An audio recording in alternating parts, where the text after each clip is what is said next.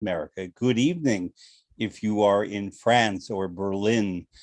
Good later in the evening to our loved ones in Ukraine.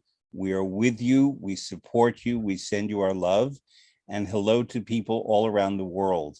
It's Friday, so this must be Fred Plotkin on Fridays on Idagio, the place where classical music happens. Idagio is a video and audio streaming platform dedicated to supporting artists and to making classical music and opera available to music lovers all around the world. My guest today, we just have to say this straight out, is an old friend. We will be speaking as old friends speak. We don't get to see each other that often. I figured out the last time I saw you was dinner at your apartment in Berlin in April of 2018. But nonetheless, my friend Renaud Loranger, I'm working on l'accent français, is joining us from the town of Joliette in the province of Quebec in Canada, an hour north and a little east of Montreal. And I'm going to leave the French accent to you. We will talk about what you do, but I want listeners to know right away, this is my very musical, very gifted, talented friend who is a leading example in his young generation of arts executives, and he points the way toward the future of the arts. We met when he was 24 or 25, and at the Metropolitan Opera, and I instantly recognized in him lots of talent, lots of gifts and maturity and preparation, a strong sense of aesthetics that you seldom find in what was then a 24, 25-year-old man. And you have only grown exponentially ever since. So welcome, Renaud, and tell us why you are in Joliette in Canada. Well, first of all, thank you, Fred. Thank you for having me on your program. I've been an avid listener and for the last 2 years. 2 years, I would say year or so, but in the pandemic or even post-pandemic, the perception of time shifts a little bit. I'm humbled by your introduction. So I'll try to live up to this for the next hour or so. So why am I in Joliette? Well, this is an interesting story. I was born in Montreal, but Joliette is actually where I grew up. Right, not too far from where I'm sitting at this minute. I'm in the office of the Lanaudiere Festival, the historic office, and there's an anecdote about this as well, because I was asked already at the end of 2018 to become the artistic director of the festival, and of course I already had many other affections in Europe and otherwise, but having grown up in this city and having grown up really musically, aesthetically, and humanly, I would say, just a few yards away from here, out in our main venue, it was very difficult for me to say no, and I'm very glad that I did take on this position. And what is your position? I know it, but I want the public to know. So I've been the artistic director here for the last, let's say, three and a half years. So we had one full-fledged season in 2019, which went really very well, and we were obviously going to redeploy the festival in its full in full flight in 2020, 2021, when the pandemic struck.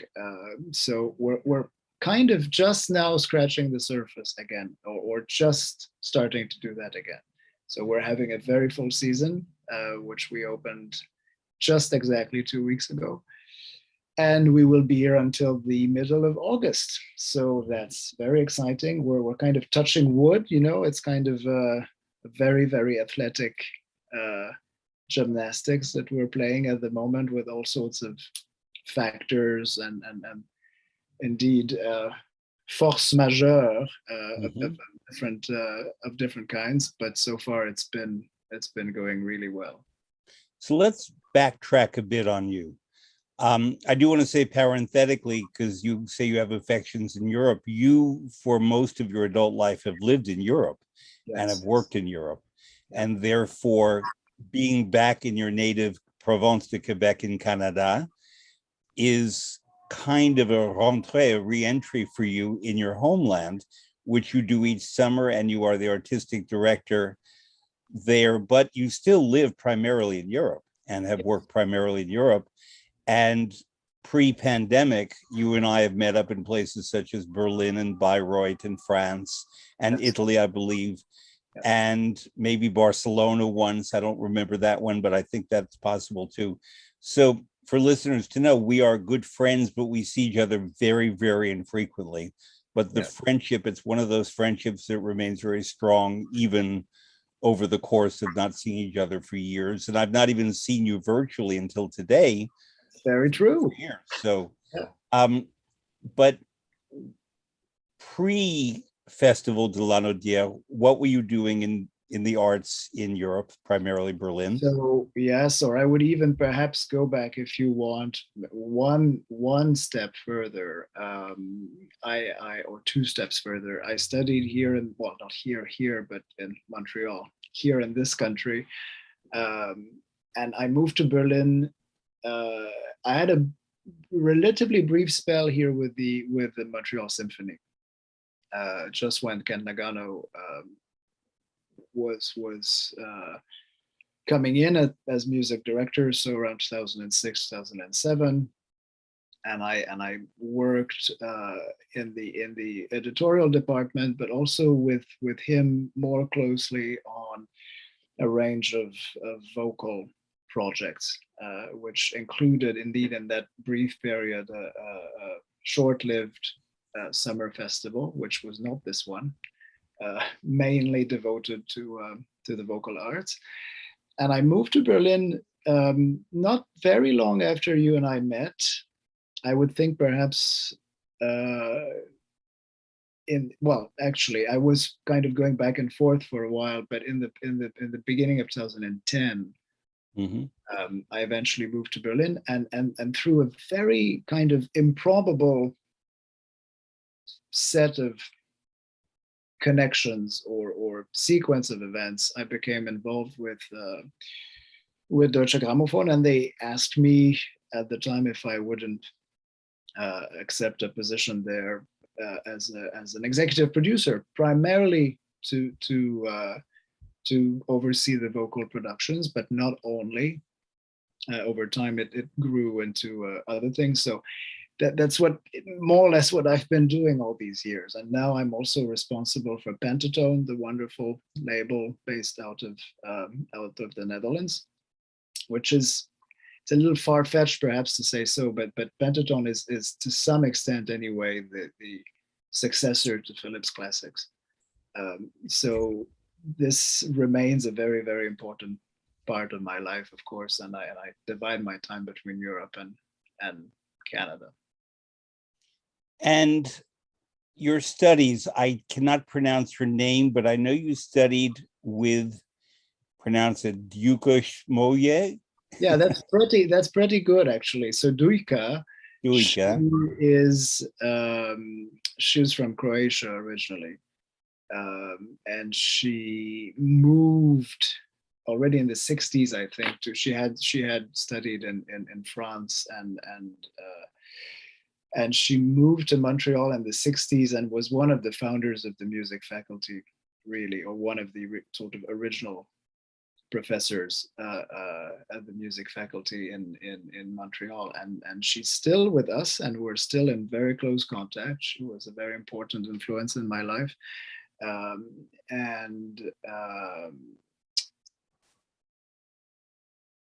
yeah, I mean, I had a little bit of a blip because I was just thinking that we've commissioned her for a number of program notes for later this summer. So no, I asked because very specifically, you once used a word with me that is not a word I use often because it's a loaded word. It's an important word when used properly, but can be awful when not used properly. Aesthetics.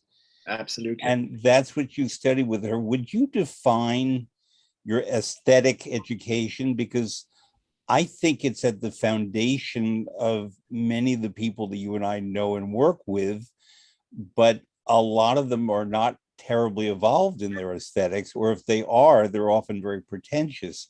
You are evolved, but you're not pretentious. You're passionate, which is a very different thing. And so I don't know your teacher, and I would like to know what grounding she gave you, what structure in your intellectual and emotional and professional life she gave you. Yeah, I mean, I was already, of course, very much interested in opera as theater and as a you know, rounded medium for human thought. And I think ultimately that's how I look at things today. Even I think of music, and I in fact, I'm surrounded by a lot of people who also think like this. I think of music as another form of philosophy in a way. But she was very, and I was extremely fortunate because that was her last semester. It was the last semester during which she taught undergraduates. Would you believe that? So it was just, you know, a sort of meeting that could also very well not have taken place. She What Verdi called La Forza del Destino. La Forza del Destino. Fatalità. Schicksals, exactly. No, but she just opened a couple of doors. It's not so much about you know, it's more about just setting a frame than rather than trying to fill it already at that stage. I think she kind of shed a little bit of light on the antiquity and the roots of, you know, what we still today anyway would call Western culture, and how the thread runs all the way up to today. And I would even, you know, mention a premiere, an upcoming premiere at the festival, which is certainly very much in line with these values and ideals. And I would say that was the most important kind of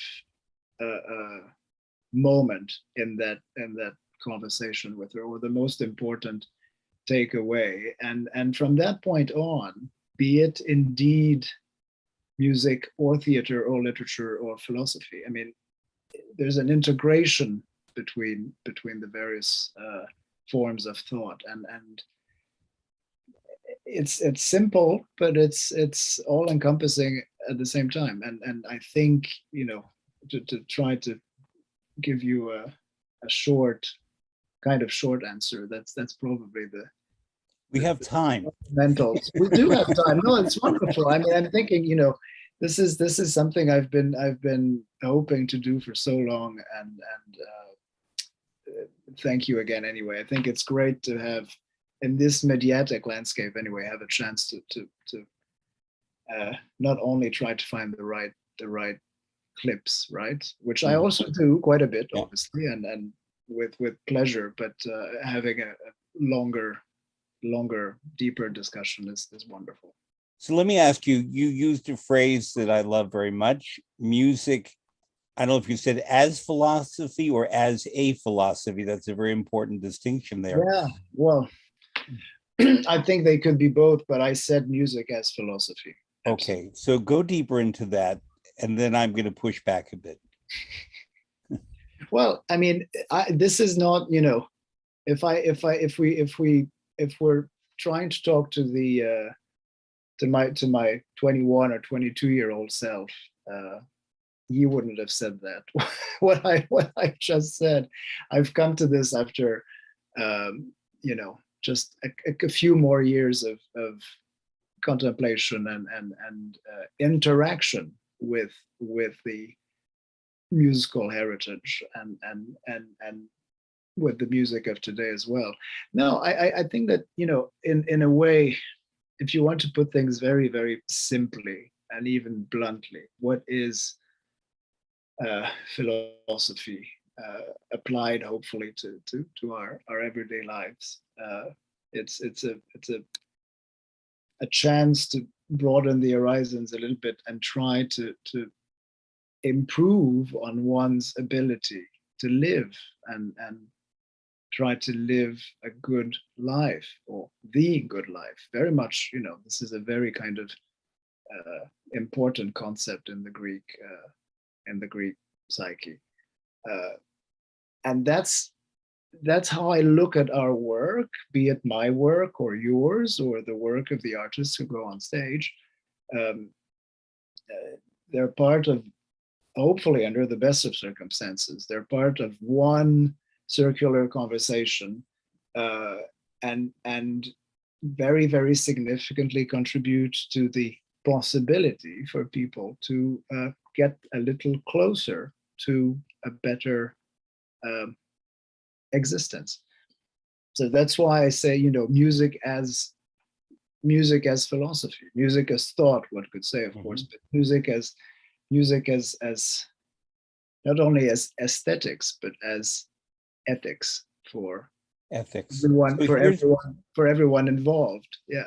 Here's part of the pushback, only part. I would divide music, using your approach, into two spheres: music attached to words and music not attached to words. Voila.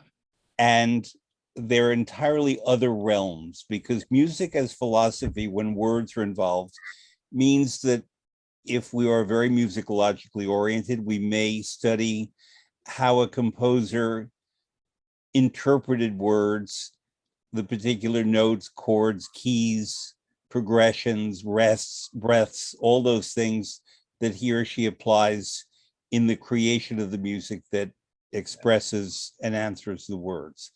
Then there is the music that is not cognizant of spoken language, right, but exists in its pure form. And if we were to be musical philosophers, I don't mean you and I, but a group of 1,000 people in an auditorium, how would we be engaging in that philosophy, that conversation, if you wish, where words are not part of the equation? I think I would slightly perhaps not even rephrase, but just readjust what you said. I don't even think you're pushing back. I think you're just kind of going a little further, and you're nudging. Well, nudging. No, I think you're absolutely right. Of course, these are very fundamental, or this one difference is absolutely fundamental. And going back to Dujka Smoje for 1 second, one thing I remember from our early correspondence is that she wrote to me and she said once, well, about this whole question of text versus music, especially in opera or musical theater, I'm afraid, and that was probably coming at the end of months of exchanges, and she eventually concluded, or led me to conclude, that the ending of Capriccio was the real answer. That, in fact, Richard Strauss's Capriccio. Would you tell listeners what that is for those who don't know? There's no real answer, So Capriccio is, forgive me if I'm misquoting, Strauss's last opera, which was premiered in 1942, so in a time of great upheaval in the world and in Europe. And it's really a conversation piece, which it doesn't, to most ears, will not even really sound like an opera. It's more a kind of discussion, indeed, very, very aesthetically rooted, philosophically rooted, about the nature of opera itself. Is music more important, or are the words more important, right? And at the end, the main protagonist is left quite unable to find the solution to that question, or as she says, she's trying not to find an answer that would be, or to find an answer that will not be trivial. And then that's the end of the. And as I recall, she's a countess in Paris. Exactly. But Yes. my answer to her and to you would be it's music, because that's the last thing that Strauss leaves us with. Yeah. Where words cannot go any further, that's where music picks up and takes us even further. Exactly. The moonlight. Yeah. The moonlight. Yeah. The moonlight music. I mean, but maybe going back just one step there, because you asked a key question, which I think kind of also declines itself in other forms. How would people, or how do people partake in that philosophical exchange, or how do people enter, penetrate that philosophical realm? And I think, in my case, because it kind of goes back, forgive me if I'm misunderstanding you, but I think it's another way of saying, how do you actually really, as an audience member, uh, acquire the capacity or the ability to fully experience the work of art, music, uh, opera, and so on and so forth. Uh, which kind of goes back in a way to the question, or the question we unfortunately so often hear even today. How can I enjoy it if I don't know it beforehand? Am I actually, is it worth it? Should I try? Should I buy a ticket to the concert? I don't know music. I don't know anything about classical music. Am I going to? Am I reading you right? I think that's a Well, little. kind of, sort of. It's a big open field. My thinking was not so much about sticking one's toe in if you don't know it, because if you buy a ticket to a film, you may know the actor, or you may like the director, or you may be interested in the subject matter, but you don't know that film until you've seen it. If you pick up a book, whether it's famous or you have no idea what it's about, and maybe the title or the cover appeals to you, you don't know it until you've read the book. Yeah. And my feeling is, don't categorize music in general, classical music in particular, as something we don't know, because there are all kinds of things we don't know. If you have never tasted an olive, do you remember tasting your first olive? Absolutely. It's weird. Hated it. I hated it. Yeah, I did too. Now I like olives, but at the beginning, an olive is a weird Yes, sensation. absolutely. Your first egg, if you think about it, could be pretty scary. But it's not like strawberries, where the consensus is that they're pretty good. But the thing is about music is that a lot of times people in our society, where we're very goal oriented, where we're very performance oriented in our work, I don't mean in our musical work, but let's say we're a doctor or a lawyer or a mechanic, whatever, we're focused on results in our work. I always teach people to give yourself into the music. Do not analyze. Oh, exactly. Simply sit there, close your eyes if you wish, let the music enter your being as it enters. Do not analyze as you hear it. And then after the fact, see what's left, see what has affected you. And I suppose that music as philosophy, I subscribe to, but not necessarily a philosophy for anyone but myself. And I would Sure. sooner call it music as self-recognition. And I'll give you an example. Many, Brilliant. many, many, many years ago, I attended a film. I love cinema of all kinds. And I attended a French film. I no longer know the name of the film, any of the actors. But what I remember was at a certain scene, I remember it was at a beach in Western France in the summer. But and a couple, somebody was unhappy, or maybe the couple was unhappy. And suddenly I heard this music in the film that I had never heard before, that so completely overwhelmed me that I remember nothing else about that film, but I stayed for the credits to see what that music was, and immediately run across the street, this is New York, to Tower Records to buy whatever music that was. And it turned out to be the second movement of Mozart's 23rd Piano Concerto, Kirchel 488, that so completely overwhelmed me that I have no other recollection of the film. And it's an example of, if you put the wrong music on a film, you can ruin a beautiful film, because I don't remember anything else. But that so completely affected me so deeply personally. And I think that all of us have music like that, not necessarily classical. I could also point to some Duke Ellington that completely Of course. takes over me and makes me feel exhilarated and fascinated and deep. And I think that's part of the experience that I look for, is Yes. the actual sound of the music, and secondarily the performer.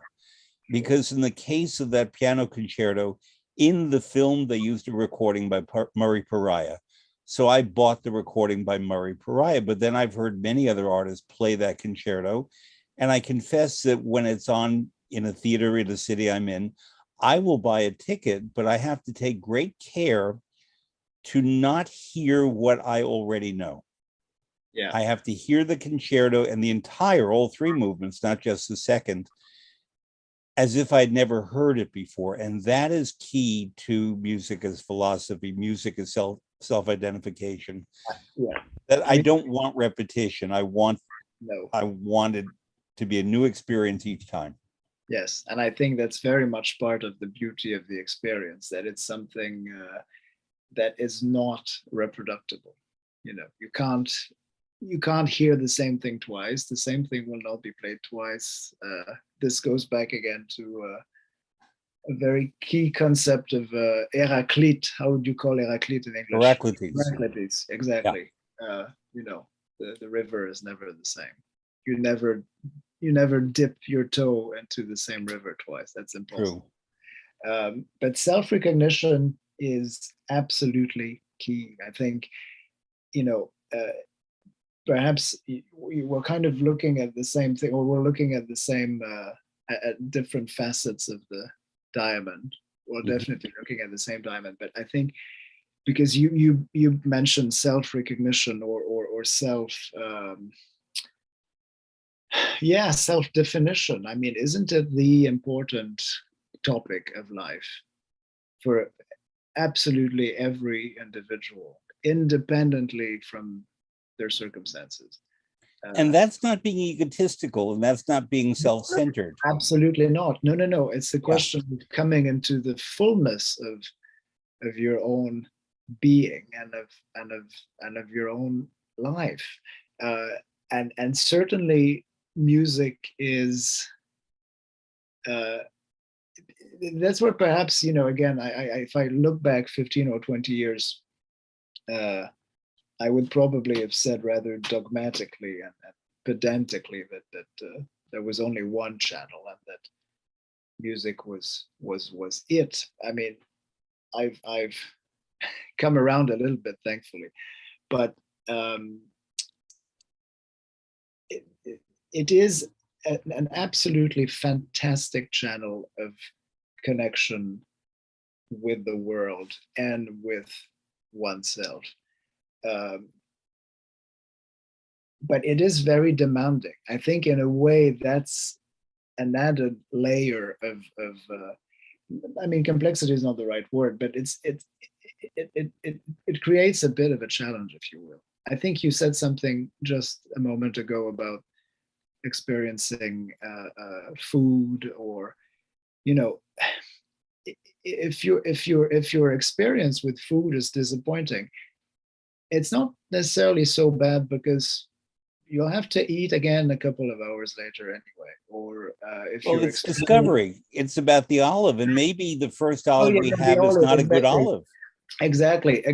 Or maybe the second olive or the 10th olive that we have is the one that says, maybe olives are more interesting than I initially thought. Exactly. But it's an important point. I'm not being facile here, because our relationship to aesthetics, or I would say to our senses, is lifelong.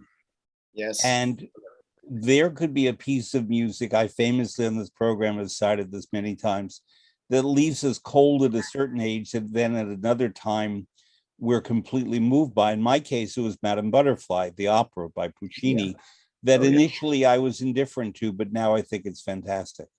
But it took me many, many years to come to that realization. In part, it was me.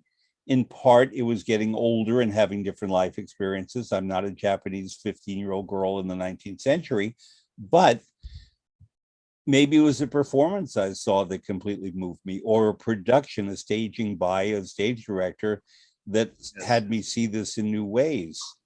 I've seen great butterflies, Renata Scotto famously, Catherine Malfitano famously, and many, many others. I don't want to leave any out.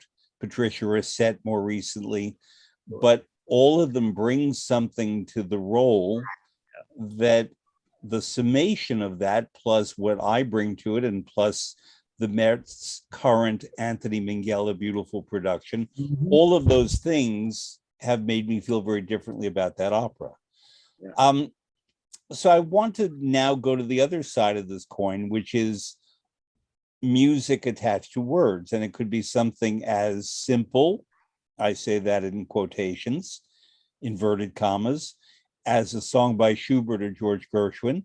It could be something as complex as a Wagner opera. Let's pick a big one.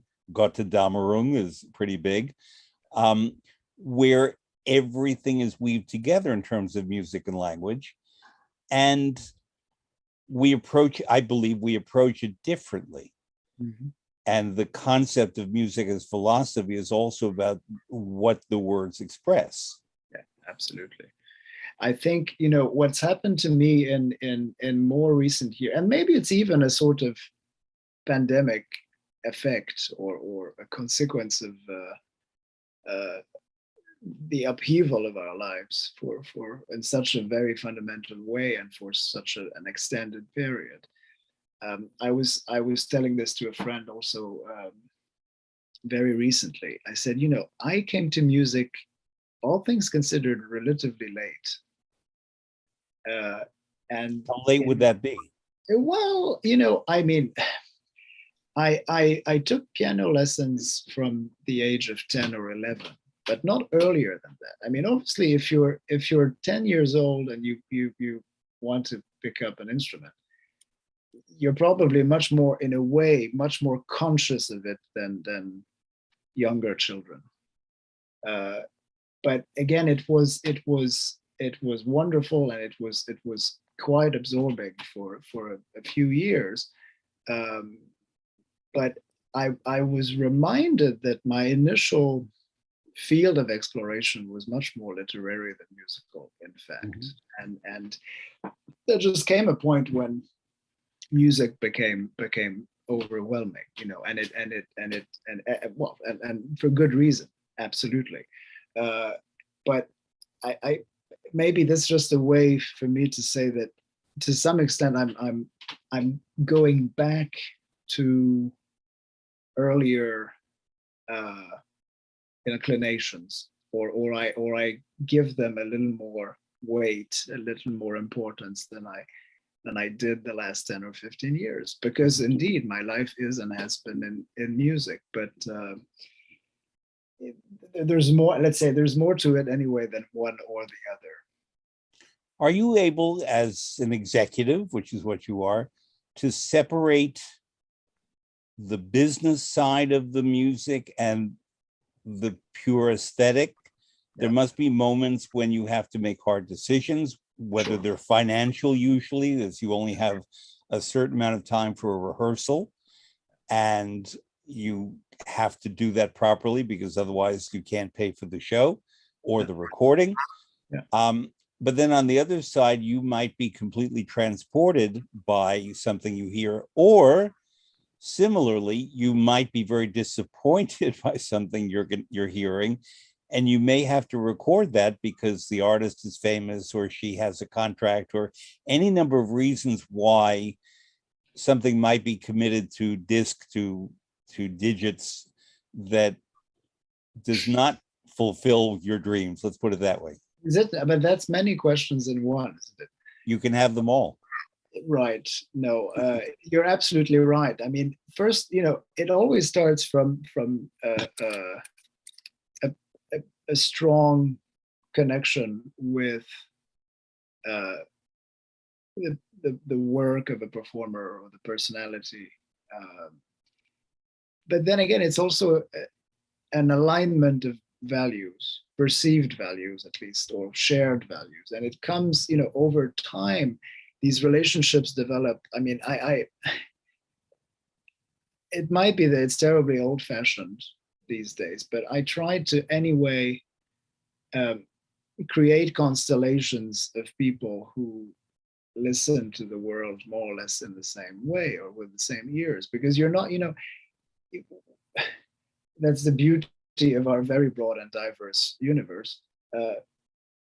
We're never going to agree with everyone. It's just not possible. And some people have, just a different way of listening to the world. So obviously, first and foremost, it's my own kind of subjectivity. And I try, that's our plight anyway. I mean, we try to make sure that at least some of the things we consider relevant, important, representative of our day and age get documented, performed, supported, that performers get a chance to breathe in an environment that allows them to give the best of themselves. But obviously and unavoidably, this has to be reconciled with practical realities, but which doesn't necessarily mean that they're contradictory. It's just that sometimes you need to find, well, not sometimes, you always need to find a balance. You always need to make sure that you don't break the bank. You need to make sure that all in all, things are coherent and that they develop organically, that they don't fall. And I'm really, at the moment, I'm not distinguishing between the stage and the studio. I'm enunciating sort of broader principles. You need to make sure that your main focus is never vanity, either for the artist or for yourself. I think that's absolutely fundamental. It doesn't happen too often, but it does, of course, every once in a while. And my role is also one of guidance in a way, and even perhaps counseling, curation, certainly. Mm-hmm.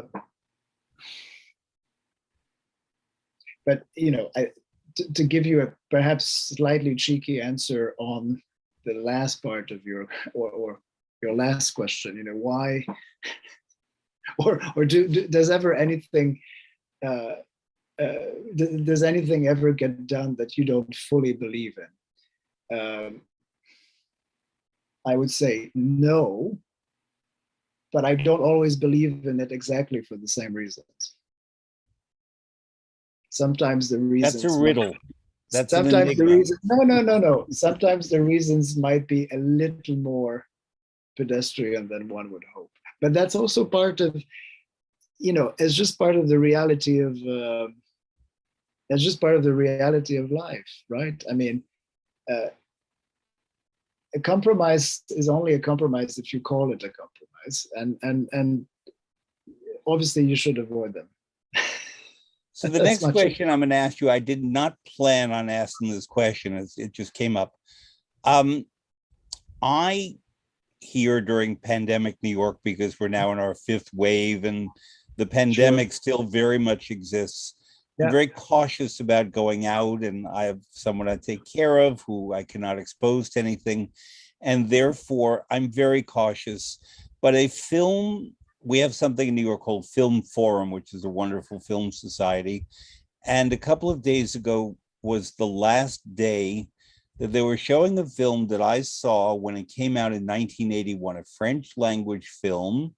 And I wish I could remember the director. It might be Jean-Jacques Benet, Beneix. And the film is called Diva. Have you ever seen it? Yeah, okay. Absolutely, yeah. So when I saw Diva in 1981, I was 24 years old. And it was the film where everyone said, "Oh, Fred, we immediately thought of you." That's the film that comes to mind more than any other. I would have preferred La Dolce Vita, but they said, well, we thought of you for Diva. Now, it's a story of a young man, my age at that time, um, who loves the particular sound of a singer, of a soprano, played by the American soprano Wilhelmina Wiggins Fernandez, who sang this otherworldly, beautiful aria E ben dentro lontana from Catalani's La Vallée, which is a beautiful aria, but an opera that's not done very often because she then plunges into an avalanche, and you can't do that very often. And it's glorious and transfixing. And this particular singer was filmed beautifully in the film. And it's about how this young man formed an attachment, not a sick one, but just a particular attachment where at the beginning of the film, he steals the gown that she has been wearing at the concert. And all over the Paris newspapers, the headline in Francois is, "Who has stolen the gown of the diva?" And I won't tell the whole story of the film, but what is also an element in the film is that this particular singer refuses to be recorded, and she will not make recordings because she feels that music is just of the moment, and that documenting it is not in any way a means of preserving music, and that's not how music should be experienced. Now, also in the film is a story of police corruption and prostitution, and a tape has been made by a prostitute where she reveals who's the boss of the crime ring. And this young man accidentally gets both tapes in his possession without knowing it. He thinks he only has an illicit tape with the diva. And so the point I'm making here is two really. One is this particular fascination that you and I, and not only, can develop for a particular artist and her sound, his sound, or a particular piece of music, how it's performed, and how far, in our cases, you and I can go in that expression, but at the same time maintain professional decorum. Right. Because I will not say anything more than to say that at that particular time in my life when that film came out, I had an involvement with a particular diva, famous. And I've never said this publicly, and I will not name publicly because she deserves her privacy and I deserve mine. But the other part of the film that is so compelling is this notion of, do we document, do we record? We nowadays are such a documenting society that everything is preserved. Without going to politics, we just have to look at how calls, emails, everything is preserved in different countries and how it's used as evidence or not. So, two-part question. Number one, how far do we go in our relationships with these famous, beautiful performers and retain professional decorum, but also support them and give them the courage and strength to do what's a very hard job? We're the people behind them. I think you put it in a very very honest. I think you know. I'm going to ask you to repeat that. There was some beeping sound. Sorry. You put it in a very what? No, I was saying you put it in a very clever, very astute way, because the beginning of the relationship is a kind of. Yeah, I think fascination is the right word. I mean, you experience something that is quite unique. I keep telling people, you know, I work with artists because they bring me, they may not always know this, maybe I should tell them a little more often, but they do bring me an inordinate amount of joy, you know, of pleasure, yes, but something deeper, you know, real kind of, they just make life colorful. I'm sorry, I'm thinking maybe this is here. Apologies for a second. But so that's the root of everything. But to quote one of my more sympathetic correspondents over the years, you know, you also obviously, we're all fans in one way or another.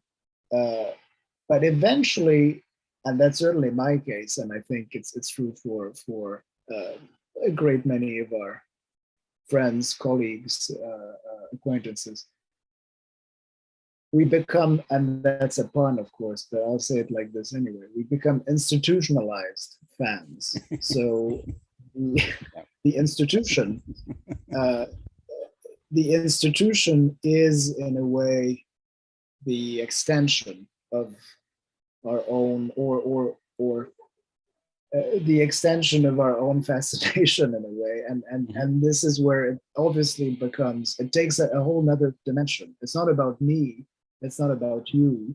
I keep saying this all the time. I mean, it's really, and I think of this wonderful festival that we have here, it's certainly not about my own enjoyment.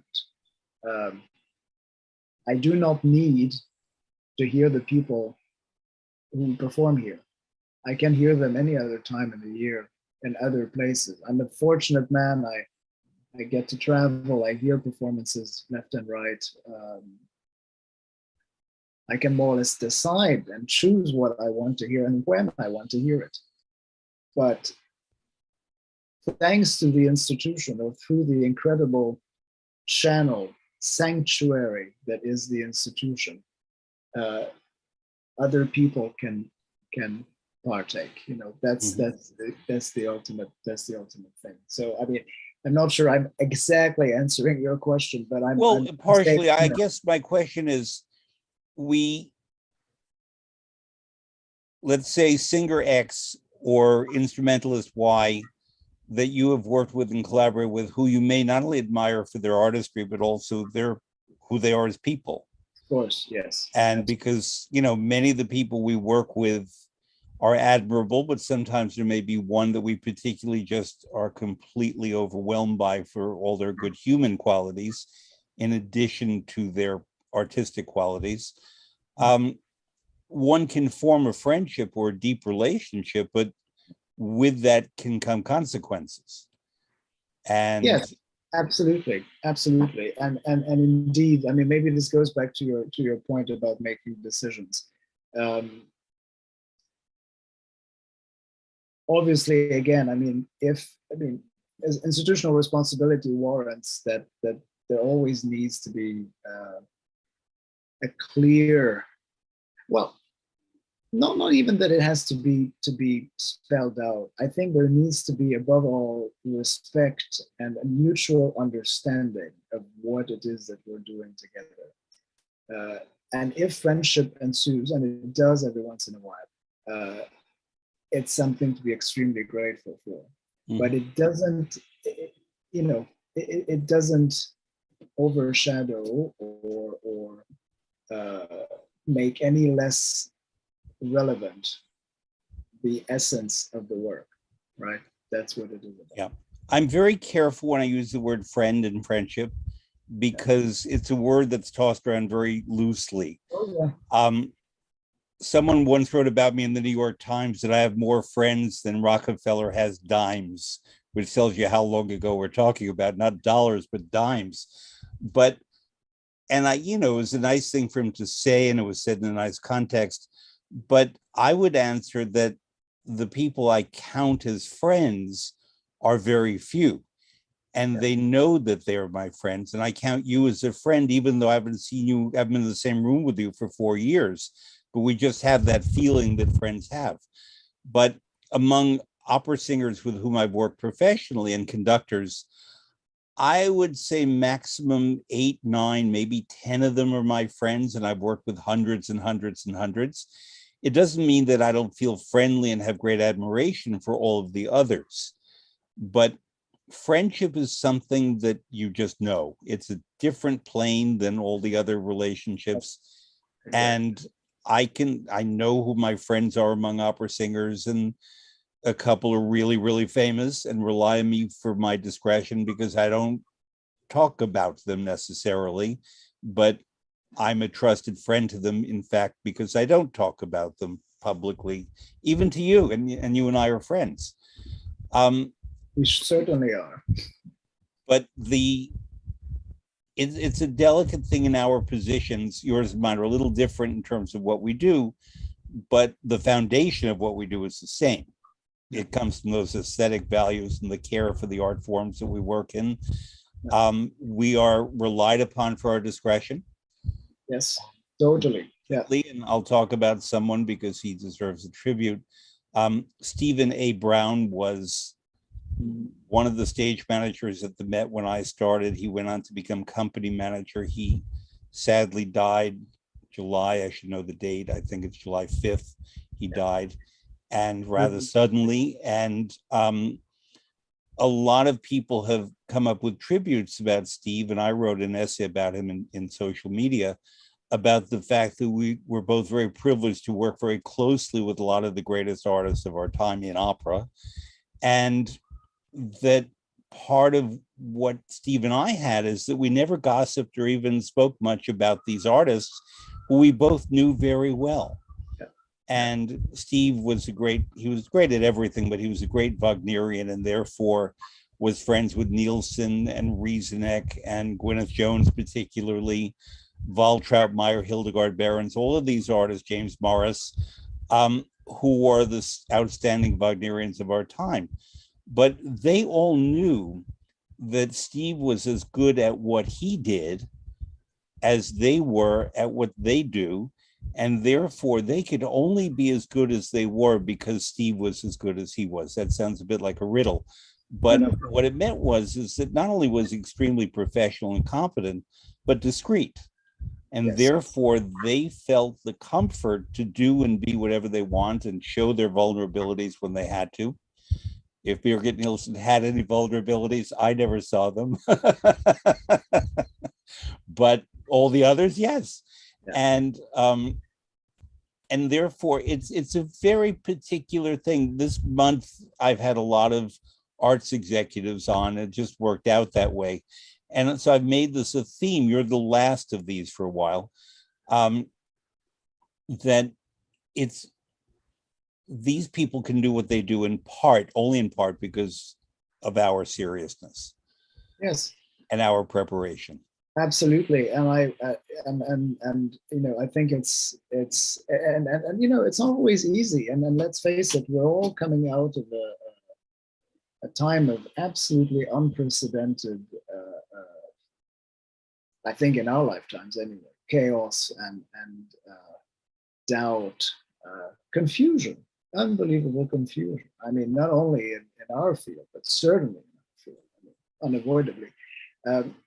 I would say one important point for me, and you know, it goes without saying, but I think it's also very, very important that in this position, again, obviously, I'm extremely fortunate. I get to literally surround myself with people I admire. This is unbelievably luxurious on both sides of the Atlantic. There needs to be a level of reliability. There needs to be a level of, again, I said that earlier, but there needs to be a mutual understanding of what the goals are, what this is all about. Again, it's not spoken, not very much anyway in my experience, but you also need, in my position, to be clear that it is never, despite one's own subjectivity being crucial in the equation, but it's never about yourself. It's only about the work of the artists. And I think a lot of artists would say, you know, it's not about us. It's about the work. It's about the music, yeah. About the music. So it's a kind of channel of service in a way. And it has to be kept not only alive, but it has to be operating full time. That's the whole, you know, ecosystem there. Mm-hmm. And if we're able to do that, then we've fulfilled our plight, I would say. So the other half of my question from the film Diva was about documentation. Et voilà, yes. And Thank you for about bringing it the back up. fact that this particular diva felt, and by the way, diva is a positive term. They even ask her in the film, are you a diva or a prima donna? And she holds her head up and doesn't say anything. But prima donna are the ones who are a bit capricious. They may be No, of course. fantastically talented. The diva is the artist, that means goddess, the Exactly. artist who has The something godly- more, something transcendent and transfixing. The way Absolutely. this young man felt about her singing the music of Catalani, or the Yeah. Wesendonck leader that is referred to in the film by Wagner. And but she was very explicit and went to great lengths to prevent her live performances from being recorded. And she refused to go in the studio to record an album where, let's say, knobs could be turned to change the performance. She felt it was kind of like what I would say about the spoken theater, that if you go to see a great actor in a play, let's say Ralph Fiennes performing Antony in Antony and Cleopatra, the performance that I saw of that is the only time that performance exists, even though he did it numerous times, with Sophie Okonedo as Cleopatra. But this diva in the film felt similarly, that I think the character's name was Cynthia Hawkins, that it's just a one-time experience that we share. And I bring this back to the very beginning of our conversation about the shared experience in the theater as opposed to the replicated experience listening to a registration, a recording on some other format. Yeah, I think you have to it's something it's something I always knew instinctively, or on the basis of my own kind of musical upbringing, if you will. But it's only become clearer to me over time. You need to acknowledge that they're not the same thing, which does not mean that they don't, to a large extent, share the same standards, artistically speaking. But they're not the same work. They're not the same kind of réalisation. They're not the same kind of achievement. And I will tell you a little anecdote that a very dear colleague told me already several years ago when I actually started at Deutsche Grammophon, as we were discussing which artists we found especially inspiring, which artists we had worked with or were currently working with, whom for us really stood out. And we talked quite a bit. I mean, he passed away earlier this year, Tobias Lehmann, an extraordinary a genius sound engineer. And I was listening to him and I said, so wait, so basically you're saying that whatever we hear, whatever we listen to on record isn't really there. It doesn't it doesn't exist that way because the technology is transforming the sound in a very subtle but still unavoidable way. He said, absolutely, that's exactly true. And I said, so basically you're telling me that, what is on the disc is only on the disc, right? So Callas on record, or Tebaldi on record, or Caruso, or even people closer to us, that what you have on the album is different from what you have in real life. And he said, absolutely. If I didn't do anything, if the mics themselves did not work their magic, if you could listen to the absolutely fateful reproduction of the sound in the studio, you would find it very boring. There would not even be a recording industry, So that's a long detour, but it's just to say, again, the live performance is one thing, and the recorded document, in the best of cases, I think, has to be considered as another type of job almost. I mean, it will be done by the same, both will be done by the same people, but the goals are not exactly the same, and the end results will also not exactly be the same. And then there's that thing in between that used to be called a pirated recording, where somebody would walk into a theater, the way in the film Diva, several people did actually, and recorded a live performance. Yes. Where it's done surreptitiously. And, there are very famous pirates that we all listen to. I can think of one that I like from the 1970s in Barcelona, where you can hear people talking and coughing and fumbling with their programs, and the singers sound very distant, and yet it's such a magnificent performance. Jesse Norman was very angry about pirates because, number one, she felt they didn't represent her as she should be represented, but number two, she was not making money on that, and it was her artistic property. Right. Yeah. And that she should be compensated. And she used to sue people who would put out pirates of Jesse Norman performances. That I was very good friends and colleagues with Luciano Pavarotti. We cooked together, and we're friends in the kitchen more than the opera house even. And we were friends for a very long time, and we would just over many meals talk. And one thing that absolutely bedeviled him were recordings, and I don't mean pirates, I mean studio recordings. Yeah, sure. Because he made a fortune on them, and he knew that, and he used some of that money to fund hospitals for sick children, and he did many wonderful things with the money. But he said that every time I step on that stage, people expect me to sound like the recording they've listened to 100 times at home. And I can't do that, because I'm, if I woke up this morning and the air was dry in my room, I don't sound the way I do on the recording. Yeah. I think it's a challenge. It's a challenge that most performers will experience or relate to. But then I would hope that we also manage to help the audience along the way to realize that they cannot exactly equate one with the other, which is another way of saying what I was saying earlier. And I don't, which is, it's funny, in my position, I don't like to use the word product very much, but let's use it a little bit anyway. They're just very different products, right?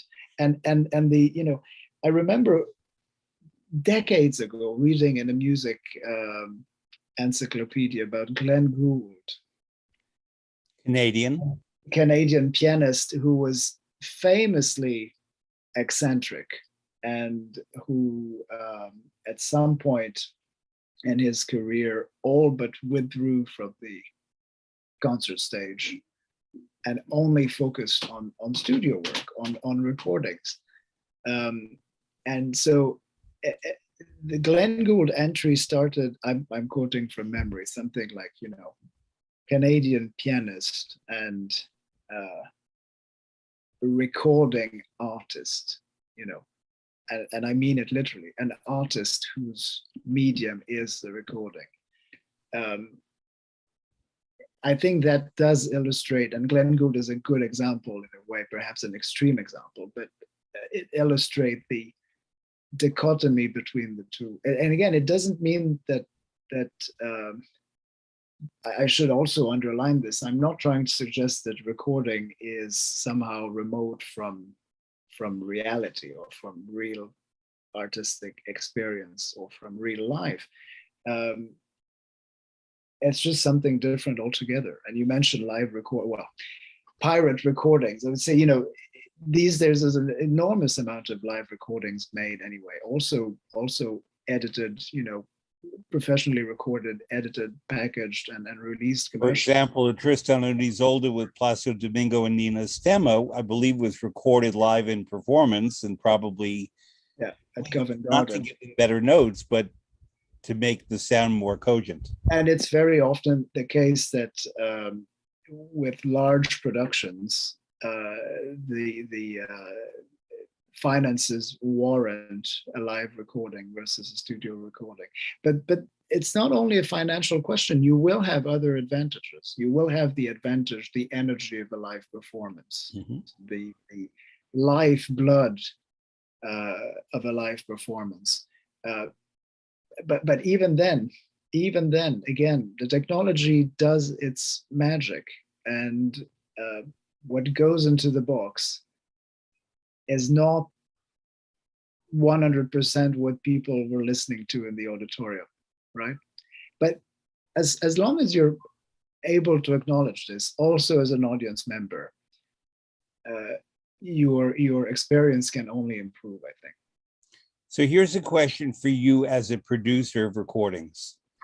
If you are doing a live recording, let's say of Rossini's Guillaume Tell, William Tell, with fabulous singing and big orchestra and chorus and so on, and lots of applause, do you, on the recording that you sell to the public, leave in all the applause, including at the end of the opera?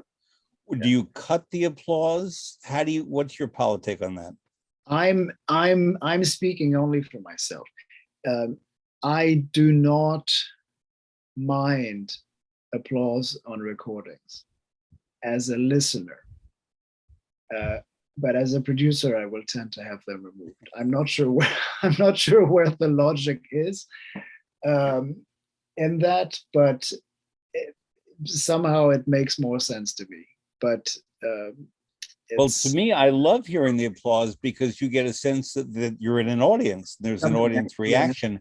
And if after the great tenor aria with chorus late in the opera, the crowd goes wild, I want to hear the crowd go wild, because if I'm sitting in my room going wild by myself because I've just heard something extraordinary, I can see how long the audience reacted. No. And I'm thinking, I think it's very much indeed, then, you know, it's very much, it's an aesthetical question, but it's also a question of mentality, mindset, if you will. And again, who, I mean, you will have a recording producer, you know, an Aufnahmeleiter in German, the person who actually pushed the buttons during the performance or during the recording. You will have the artists, you will have eventually several different stakeholders. And of course, let's say my own kind of orientation. Ultimately, it depends what kind of what kind of product we want to be selling. And it doesn't, I mean, I'm fully with you there. And I'm thinking especially of indeed some incredible historical performances that we've been gifted, let's say, throughout the years, and you wouldn't want them not to have the reactions of the audience, right? But then you're also, or clearly, these recordings are what they are. I mean, they're sort of a one moment take in people's lives, you know, Napoli 1951, Milano 1972, Bayreuth 1953, right, or 1955 or 1957. You know, it's kind of like Bordeaux vintages. Orientation, right. You know, was Bordeaux better in 1961 or 1955? Well, no, there you go. But it goes also with the, you know, it's also simply, in a way, it's perhaps moving away from the idea that a recording should aim at offering a definitive interpretation of any piece of music or any vocal work, or because ultimately, even in the best of, well, in the most protected of studio environments, it's still only a little Momentaufnahme. It's still only a kind of, you know, one shot. A snapshot. A snapshot, pardon. Thank you very much indeed. Of what was happening at the time. You know, some artists are very reluctant to go into the studio, and you really want them to do it, to record, because you know that if they don't, the world will have lost something. And I would say that's one of it's one of my favorite lines, in order to help some of them to get rid of some of their anxieties, to simply say, well, it's we're not trying or aiming at redefining anything. We're just kind of taking a snapshot of what happens today. Mm-hmm. That's it. So you know that I teach and lecture across a very broad spectrum of what we would call opera, the music world. And that means that I might be teaching master classes to young artists. I might be working with senior artists on a particular role.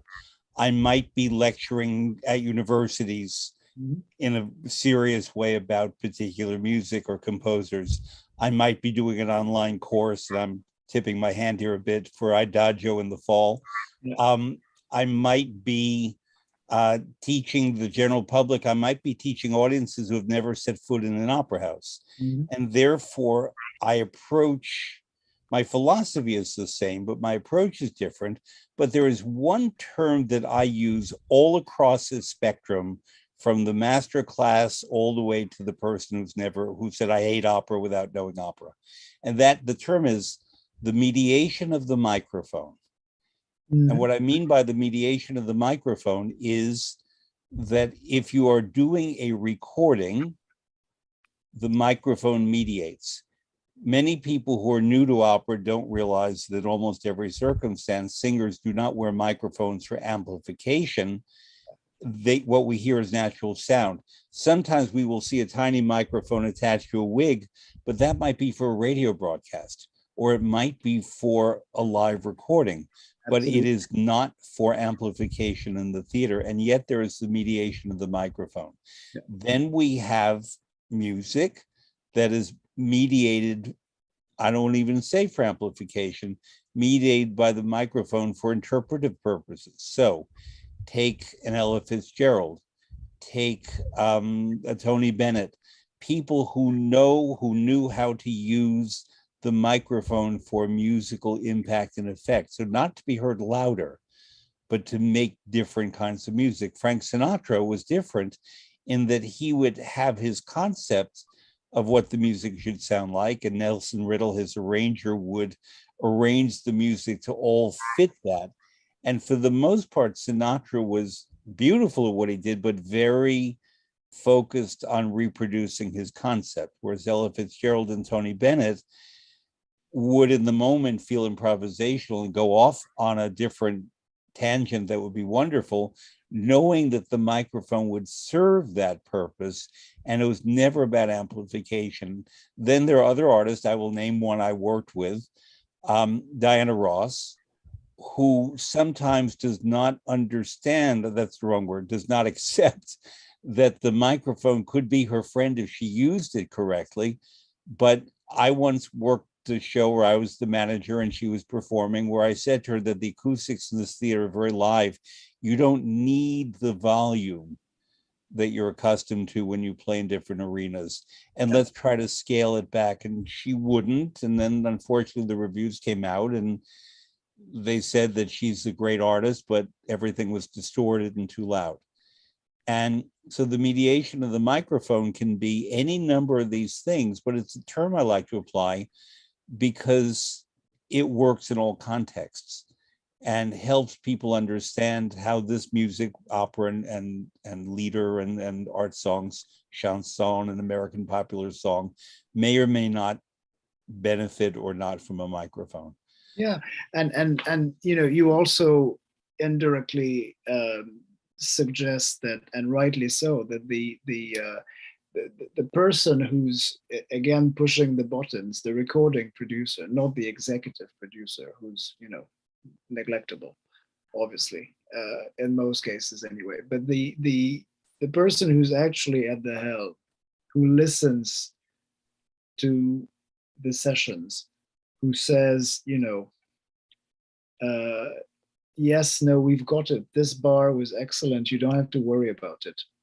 But we'll do it again because you have maybe you could do the next bar a little better. The relationship between the performer and that person is the single most important defining element in that entire recording process. And it's extremely, sometimes it is very natural, but it's not obvious that you get it right every time. And that's also why performers tend to be faithful once they found someone who clearly vibrates on the same wavelength as they do. They will tend to stick with him or her, and that's part of my work, of course, to make sure that these relationships can blossom. So now let's go back to Joliet. Is that how you pronounce it? Joliet, absolutely. I mean, as far as I'm concerned, we've never left. I'm here anyway. But I know. But I mean, in terms of the activities, I didn't know. I thought you were born and grew up in Montreal. I was born in Montreal, but I grew up here. So it's an hour north of Montreal. It's about what, maybe 50, 55 miles, or a little, yeah, 75 kilometers anyway. It's not a suburb.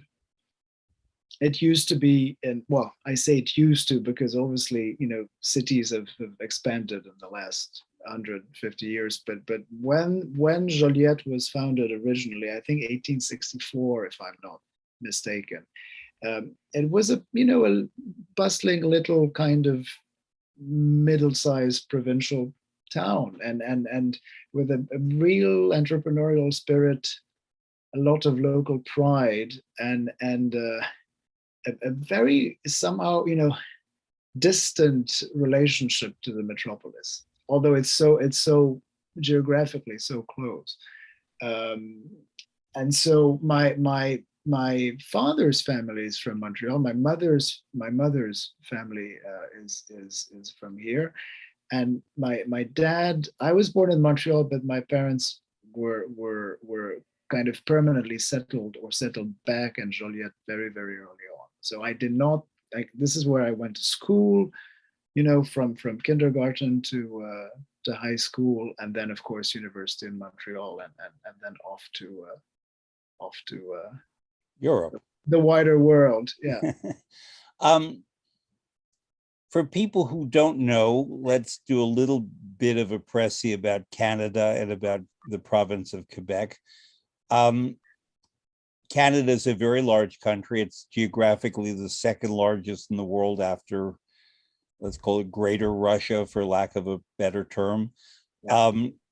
And Canada does not have a very large population. It's mostly along the US border in certain cities, from Montreal to Toronto, especially, to Vancouver in the far west. And there are towns such as Calgary and Edmonton that are a little further north, Saskatoon.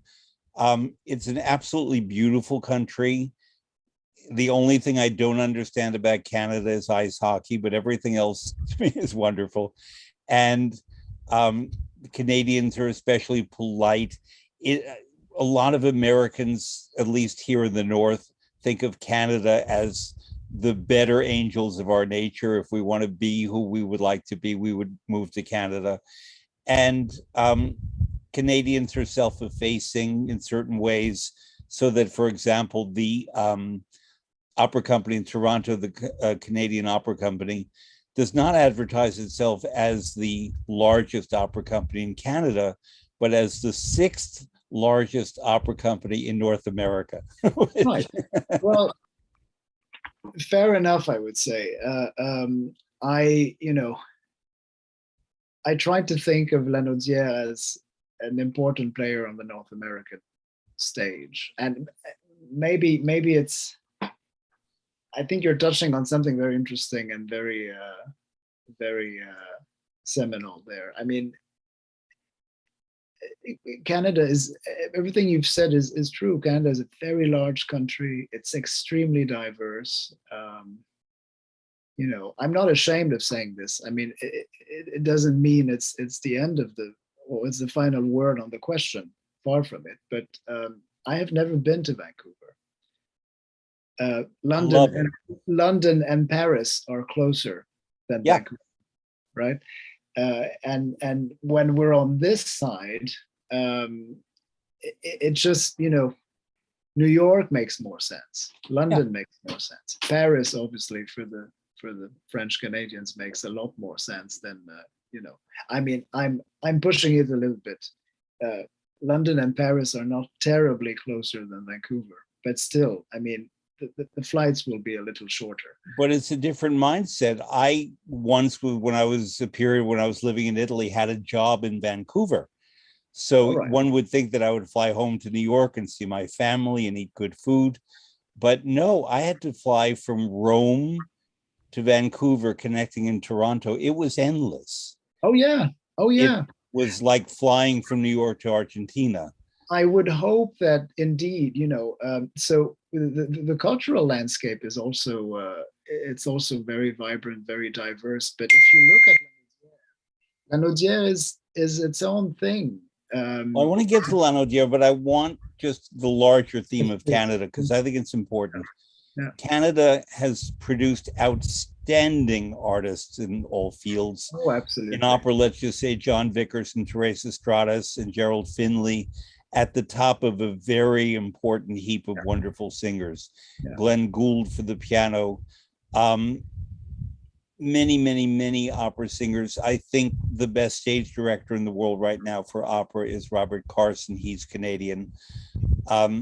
Canada punches way above its weight in terms of its cultural offering on the world scale, and sadly is often thought of as a suburb of the United States. And it's anything but. I, being a New Yorker, Canada is geographically quite close. And I came late to Montreal. I actually discovered Vancouver. I'm sorry, I came late to Toronto. I discovered Vancouver before Toronto. And Montreal is sort of northern New York. And there's a wonderful train that goes straight up from New York City to Montreal. Absolutely. And Montreal, for a New Yorker, is heaven, because it is Francophone, but also Anglophone. It has incredible cultural offerings, great food. It feels like North America. It's a very old city. It is, absolutely. And therefore, the foundations of the city as a trading place, as Montreal, it's a royal mountain, as a place where French culture was established very deeply and powerfully. And those who study American history know that France was the first and strongest ally of the people rebelling against the UK. And therefore, our roots in the Northeast of the United States, there's a large Francophone community, especially in Maine and New Hampshire and Vermont and Massachusetts, but also Northern New York. And it's a border that, even though, yes, it's a border between two countries, it feels very fluid. And the St. Lawrence River and the Thousand Islands and all that area that separate New York State from the province of Quebec is a very soft border in terms of identity. Yes, absolutely. And therefore, Montreal feels like Northern New York to me. Well, I'll take all of this as a huge pile of compliments. Thank you. It is. Yeah. I think, one of the great blessings of this position here at Lanaudiere is that I spend quite a bit more time here and in Montreal over any period of time, let's say in a calendar year, than I would otherwise. And I just very recently again adjudicated a voice competition in Montreal. So I was in the city for about 2 weeks, staying downtown, which I hadn't done really in decades. And I've been away so long, or I've been in Europe so long. I'm to an extent so Europeanized that I come here almost with a kind of fantasy of America, North America, Canada. And being in Montreal was absolutely inspiring, refreshing, almost liberating. And I just thought exactly what you said. It's a very old city, and also the fact that it's an island, and that the foundations were laid in a very kind of primal time in the North American experience, it kind of warrants a certain level of preservation. You can't It's like Paris in that way, that Paris was founded on an island in the Seine, in Ile Saint Louis. It's the same experience. The shape, the overall shape of it cannot be changed, right? Yeah. The main arteries are exactly the same as 200, 300 years ago. I mean, that in itself is quite fascinating. And there's also the Place des Arts, which is a wonderful art center. It's very diverse, but in a French-speaking way, in that there's a very notable Jewish community there, and absolutely, the New York Jews and the Montreal Jews fight over who has better traditional Jewish cooking. There's a large community from the Italian region of Molise. Yeah. And there are more Molisani in Montreal practically than in Molise, whereas Toronto, which is a much more now cosmopolitan large city, but with a very different flavor from Montreal, both wonderful, but very different, has maybe stolen some of the preeminence that Montreal used to have as the leading city of Canada, but it has allowed Montreal to be itself and to go its own way without the pretensions of being a Weltstadt, as the Germans say, that Toronto wants to be. So that what you have in Montreal is more of a concentration of culture. Montreal had the Olympics, Toronto has never had it, New York has never had it, New York City, New York State has had it. And it's a wonderful mix.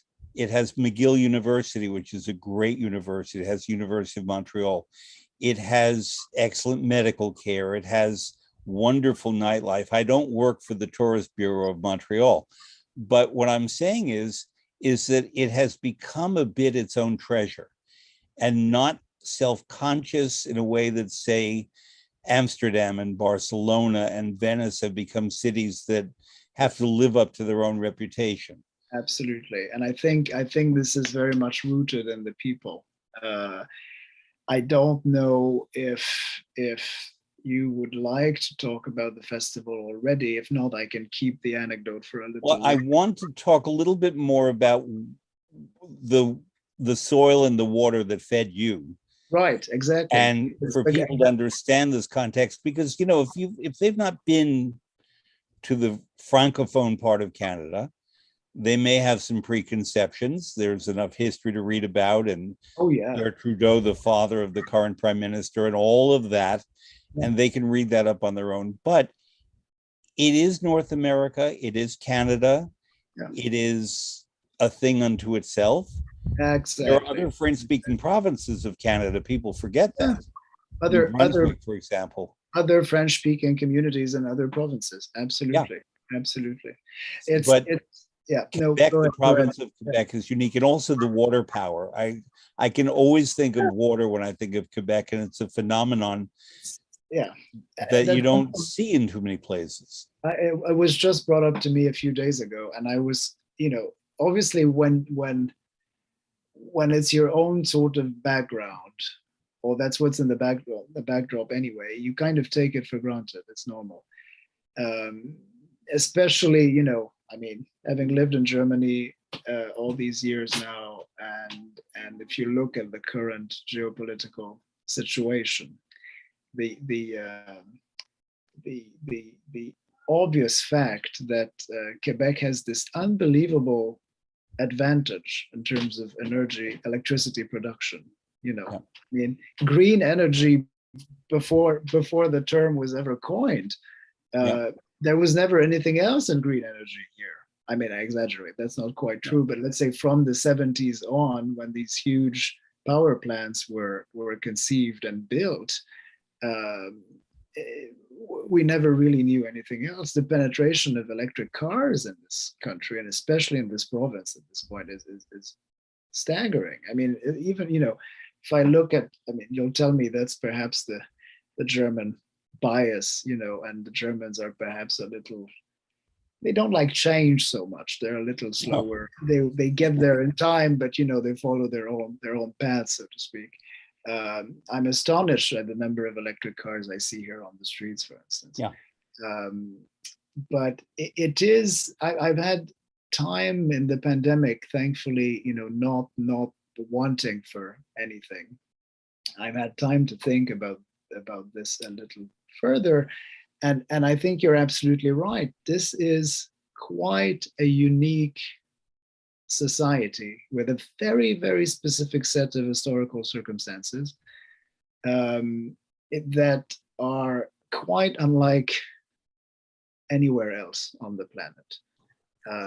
If you look at the colonial history, if you look at the political history, if you look at the way even Canada, let's say the Canadian Confederation was actually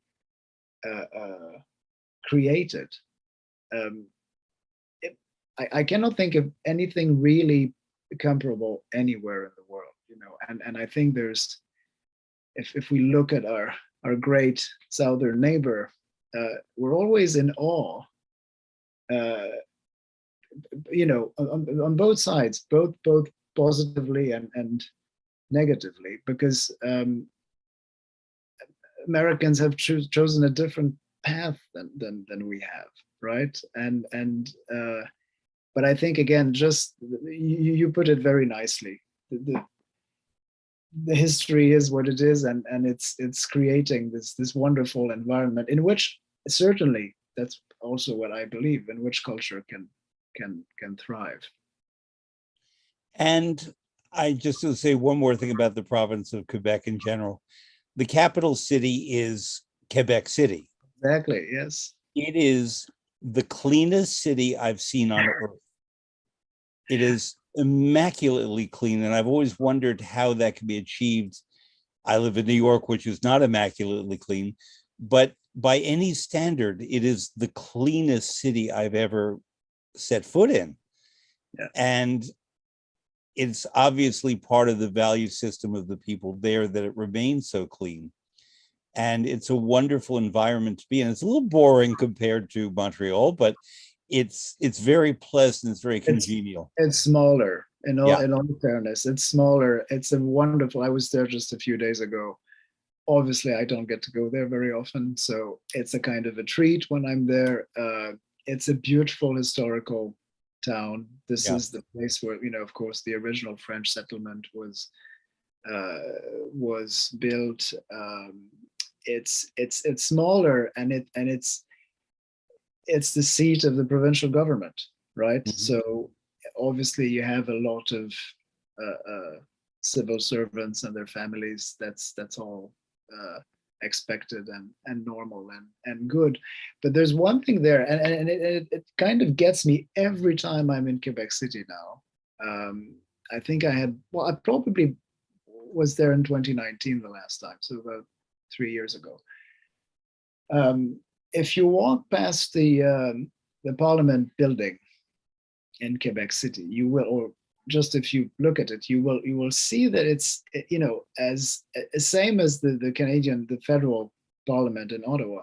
It kind of bears a very eerie resemblance to the British Parliament in London. Mm-hmm. The provincial parliament in Quebec is different. It has a much more sort of flowery architecture,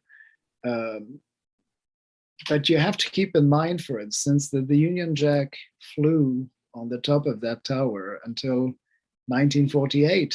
That's not very long ago, all things considered. But there's this wonderful thing on the facade, which I saw again this week. Statues of the French explorers and a dedication on the facade of the Parliament. À Jacques Cartier, à Maisonneuve, à Samuel de Champlain. And of course, the Parliament is facing the river, which opens into the sea, into the Gulf of the St. Lawrence and the Atlantic Ocean. That's not something I think you necessarily perceive if you're from here and if you stay here, but if you leave and actually take root somewhere else, and especially in Europe, and look at it again as an adult man for what it is, I find it very moving every time. And because you brought up the question of the water and soil that Yeah. that I grew up in, and it's also a big part of my reflection. We're very much ourselves, very much indeed. Um, at the same time, the connection to the broader world and to Europe is so obvious and so clear. And I would say, to some extent anyway, that's a defining element of what we try to do here, or what I try to do in my work here, to Which help we're going to people. get to in a moment, but it raised I'm not, another I'm not, topic. I'm not pushing you, but I know. I mean, we're in the midst of a rather extraordinary and indeed very busy season. So it is a little bit on my mind. I'll get to it. Beethoven would not hear of, of me not doing it. There's a term that I use, and I don't know if it's unique to me or other people use it, but it's a term I've used for a long time, which is cultural archaeology. Yeah. And by that, I mean going to places of emigration to discover the old ways of the mother countries. So, for example, when I have researched my books about Italian history and culture, I've gone to Argentina, I've gone to Montreal, to Toronto, to places with historic Philadelphia, places with historic Italian communities that maintain older traditions linguistically, culinarily, musically, that have been forgotten about in Italy. Yeah. Because, for example, a dialect from the Marche region of Italy is spoken in Buenos Aires more than is spoken in Ancona and Pesaro. And I had to go to Buenos Aires to really connect with that language and the food ways to go with it, and even the clothing. And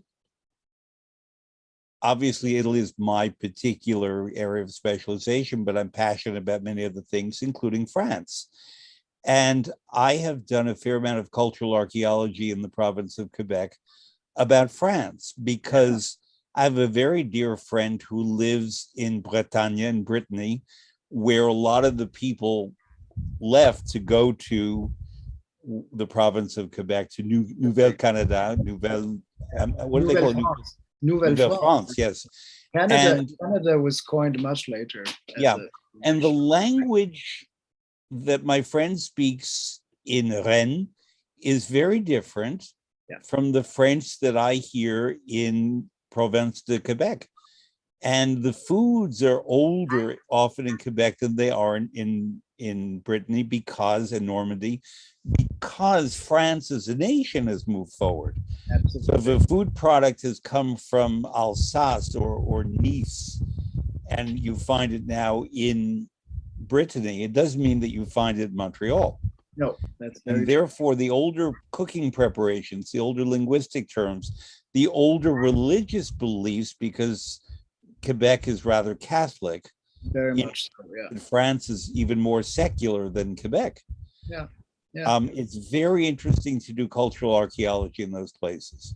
Anyway, that's just my comment about the wonderful place that you are from. Thank you. I would like to now talk about the Festival de Lanaudiere, which I believe is 47 years old. Is that correct? Almost. I mean, this is our 45th season.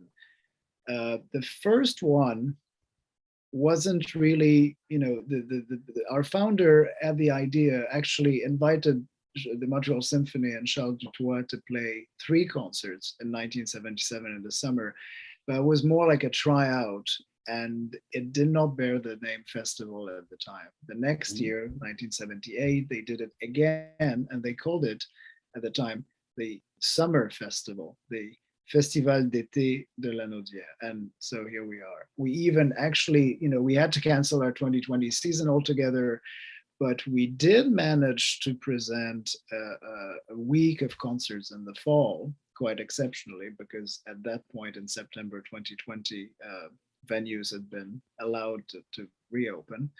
So we say that, this was our 43rd season, short still, and then 44th last year and 45th this year.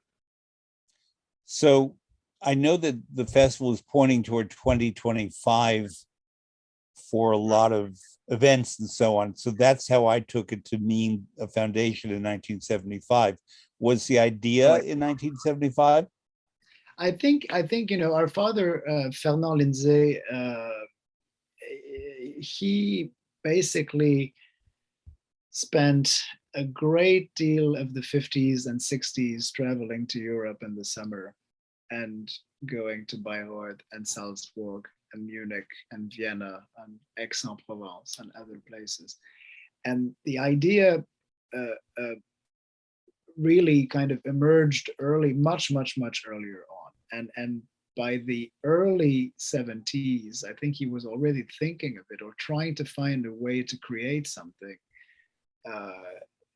that just wasn't there, and that's more or less the time frame, if you will, for the inception of the festival. But then from that point on, our main venue, the amphitheater where we play tonight, for instance, and this weekend, was only built in '89. So the first 11 years were, we were kind of almost roaming around the city. There were concerts in churches and other venues in smaller towns outside of Joliette. But then eventually, the vision was very clear, extremely ambitious, and it grew very, very quickly over the first kind of decade, if you will. And needless to say, it is not just local artists from Quebec and from Canada, but has always been an international festival. Absolutely. This year's festival is pretty wonderful. I looked at it. I wish I could come up and see some things. One year I will. I thought we were working on that. Well, we were working on that, but I have to stay in New York for now. I agree. But I will come, of course. But there's one name I've not mentioned yet, and who's so obvious that, he's the so-called elephant in the room, but he's hardly elephant-sized, is the most famous musician from Quebec, Yannick Nézet-Séguin. There you go, yes. It's not that I forgot him. He is such an important musical presence here in New York City as the music director of the Metropolitan Opera, but also as the music director of the Philadelphia Orchestra, which Philadelphia is 90 miles, which is 150 kilometers from New York City. The orchestra plays very frequently at Carnegie Hall. Maestro Nézet-Séguin is a commuter, more or less, between New York and Philadelphia, plus Montreal, where he heads the Metropolitan Orchestra of Montreal. Now, it's interesting because pre-pandemic, many maestros would be in jets all the time and have one directorship in Dallas and another in Hong Kong, or one in Vienna and one in Sao Paulo, that kind of thing. Yeah. And Maestro Nézet-Séguin did that in the past. He was in Rotterdam, but basically, even before the pandemic, focused his attention on this corridor from Philadelphia to New York to Montreal. And therefore, we are very privileged to have him and his talents in this corridor. But it's interesting because we see a lot of him.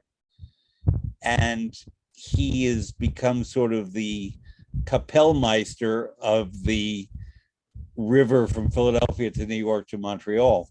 And it's distinct nowadays in our music making world to have a Kapellmeister because, for example, the wonderful conductor Andres Nelson divides his time between Boston and Leipzig.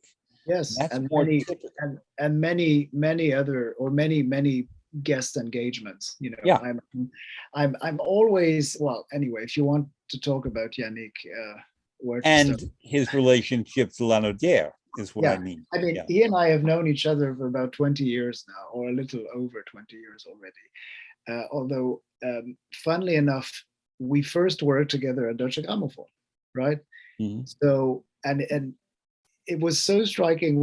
I remember very clearly that first meeting. I had been about a week in the job, and we met in Hamburg to start discussing. And obviously, as the de facto francophone, as the francophone de service, I was going to be looking after him and his recording projects. I think we both found it quite amusing, in fact, that we had to meet for real, thousands of kilometers away from home, professionally anyway. Mhm. But we've been very good friends, and since then he is, and I, you know, I count my blessings. I am again a very, very fortunate man. He's at the top of the list of my blessings, and we're extremely, extremely lucky that he's able to spend as much time as he does with us here at Lanaudiere. I mean, exceptionally not so much this year. I would say pre-pandemic, you know, not only him, but everybody's kind of scrambling around to try to make up for some of the lost time and opportunities. But he is with us every summer for a number of projects.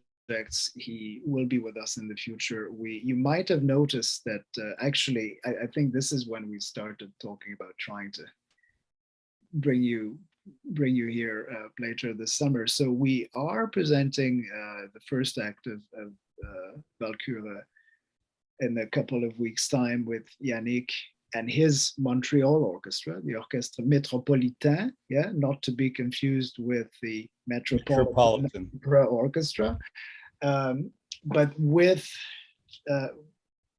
the same, with one exception though, but with the same singers as the singers he conducted also in New York at Carnegie Hall in June, that I heard recently. Exactly, and the story behind this is that we were hoping to do this already in 2020 as a kind of run up to the New York programs and you know, further touring and so on and so forth. But because you mentioned the connection, and indeed I think he's unbelievably clever to kind of create you know, create this corridor between Philadelphia and Montreal, in which he, as he would put it, you know, has his families of artists, and you know, he can sort of, we're also in this process now, finally, after a very kind of difficult period, to try to align with some of the plans in New York, so that we also, although again we don't have a complete opera this summer, but we will in the very near future, and with some regularity with him. I know that he has a great passion for choral music. Absolutely. And have you don't have to reveal repertoire, but have you discussed choral music as part of the mix of his participation in Lanaudiere? Yes, I mean, you know, Lanaudiere, we try to also do things that are a little distinctive in many ways, or one way, I should say, one way or another. I would only say that we're looking, for instance, at 2023, which is a Rachmaninoff anniversary. And if you look at Yannick's diary, you know, he's just now in Baden-Baden with the Chamber Orchestra of Europe, finishing, I think probably already recording a cycle of Brahms symphonies and concertos, and that's one of his one of the areas of the repertoire he's clearly focusing on at the moment. And so I'm putting in a request now for the 2028 festival. It will be 225 years since the birth of Hector Berlioz. And he loves choral music. So how about the Berlioz Requiem? Yes, Requiem is obviously, you know, on the list of, or I would say on the broader wish list. You know, Les Troyens obviously have never been Also, done here. Benvenuto Cellini has never been done here. That's the beautiful thing. You know, Lanaudiere has a rich history already, but there's still so much more to explore. And whenever we're able to give a local premiere, is a wonderful, wonderful thing. So here, I know it's your job, but here I go. Michael Spires for Benvenuto Cellini, Lawrence Brownlee for the Berlioz Requiem. How about that? I mean, no objections whatsoever. I think, you know, you've nailed it. I should mention that as I ask of all my guests, I ask Renaud to give me a list of artists or music that is part of the Adagio catalog that you listeners can go to when we're done with this conversation or whenever you hear this conversation and on your own listen. And one of them is a recording called Amici di Bali, a wonderful recording with Michael Spires and Lawrence Brownlee. I do want to ask you only about one of the things on the list. The others are pretty self-evident. Okay. And he is a local to you composer who I did not know. Musa? Exactly, Sami Musa. Musa. I'm happy that you're asking about him. The album in question is a truly extraordinary recording with the Montreal Symphony and Kent Nagano, their previous music director, who, as I mentioned at earlier in our conversation, was my first boss. So Sami is clearly, and I say this in absolute objectivity, although we are very close friends. He also lives in Berlin. He has for the last several years. We were actually, this is also very, very amusing. So we were in school together. We were at university in Montreal at the same time. We did not know each other then. We were vaguely aware of each other, but we didn't even really cross paths. And we only met much, much, much later in Germany. And I think to some extent realized that our life paths were somewhat similar.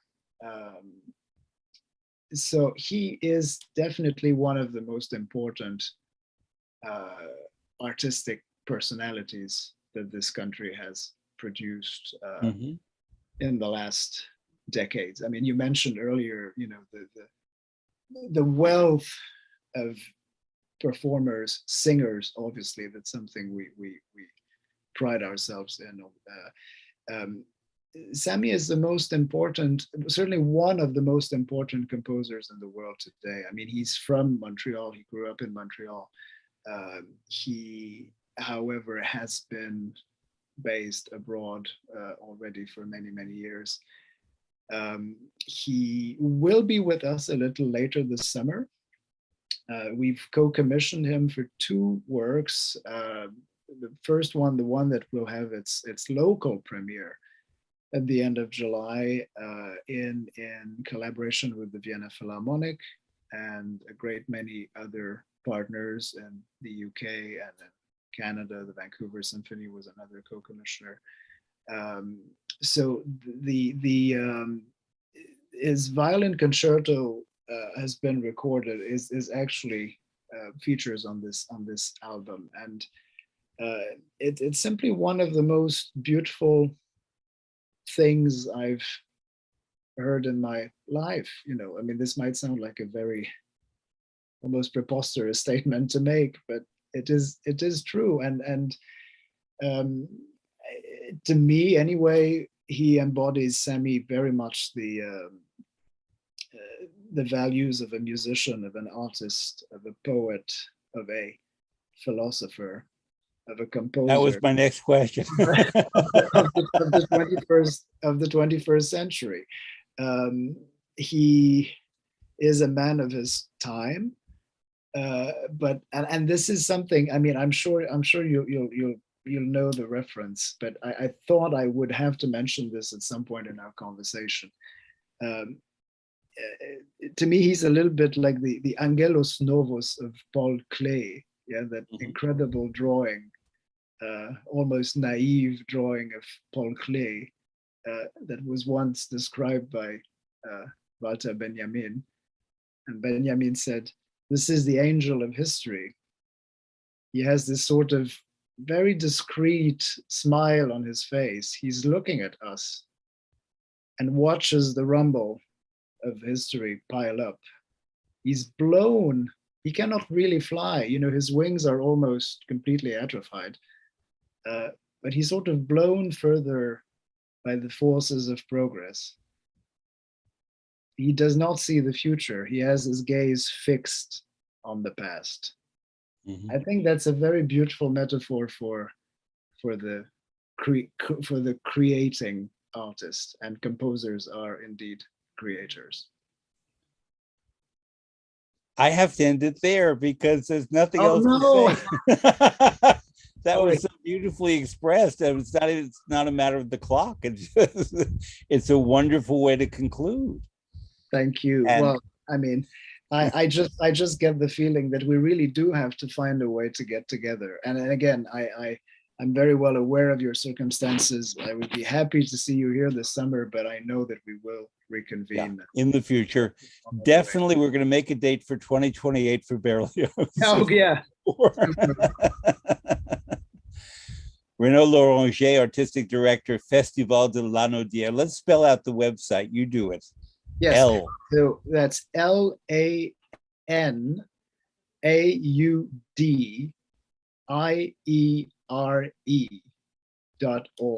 lanaudiere.org, and there you will And find. it's in English or in French, depending. It's Absolutely. /FR or /EN. Yeah, and you'll find everything there. It's a wonderful, if you look, you'll have some photographs of the venue as well. It's just an incredible. I shouldn't say this because it sounds extremely kind of chauvinistic. I think it's the most beautiful amphitheater in North America. But this said with no offense, without any offense intended to our colleagues. I will only add that you have a wonderful lineup of world-class artists coming. They've begun to come already, but for the rest of your season through August 6th with Yannick Nézet-Séguin and Christine Gerke and Brandon Jovanovic and Franz Josef Selig doing Act 1 of Die Walküre.